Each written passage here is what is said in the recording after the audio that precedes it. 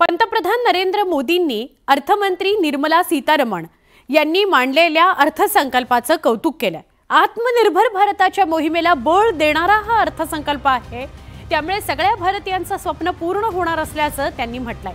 12 लाखांपर्यंतचं उत्पन्न करमुक्त झाल्याने नोकरी करणाऱ्यांकरता याचा मोठा फायदा होणार आहे। शेतकऱ्यांसाठी अर्थसंकल्पात मोठ्या घोषणा करण्यात आल्या आहेत। किसान क्रेडिट कार्डमुळे शेतकऱ्यांना फायदा होणार आहे।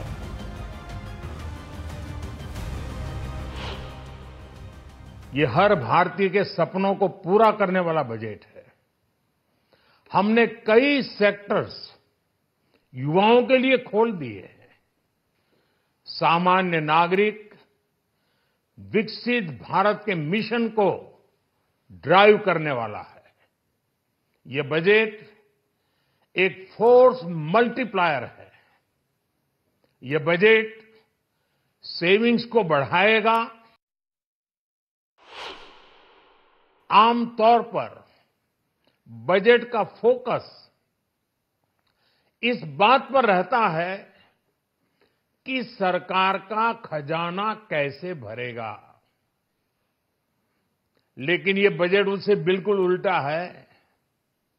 लेकिन ये बजट देश के नागरिकों की जेब कैसे भरेगी, देश के नागरिकों की बचत कैसे बढ़ेगी और देश के नागरिक विकास के भागीदार कैसे बनेंगे, ये बजट इसकी एक बहुत मजबूत नींव रखता है। 12 लाख रुपए तक की आय को टैक्स से मुक्त कर दिया गया है। सभी आय वर्ग के लोगों के लिए टैक्स में भी कमी की गई है। इसका बहुत बड़ा फायदा हमारे मिडिल क्लास को, नौकरी पेशे करने वाले जिनकी आय बंधी हुई है, ऐसे लोगों को, मिडिल क्लास को इससे बहुत बड़ा लाभ होने वाला है।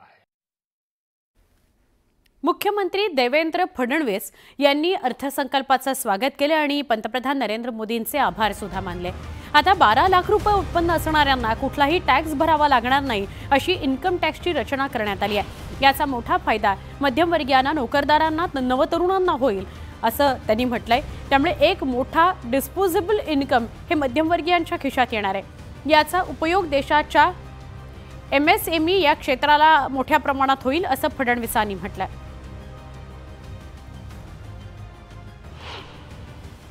इन्कम टॅक्सची लिमिट थेट 7 लाखावरनं 12 लाखापर्यंत नेलेली आहे।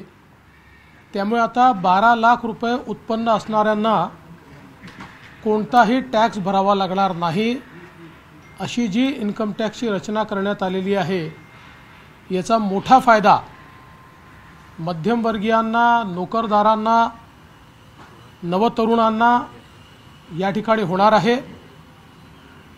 याच्यामुळे एक मोठं डिस्पोजेबल इन्कम हे मध्यमवर्गीयांच्या खिशात येणार आहे आणि ते जे काही इन्कम आहे ते खर्च केल्यामुळे देशामध्ये मागणी किंवा डिमांड ज्याला म्हणतो ती देखील मोठ्या प्रमाणात वाढणार आहे, ज्याचा उपयोग देशाच्या MSME क्षेत्राला मोठ्या प्रमाणात होणार आहे।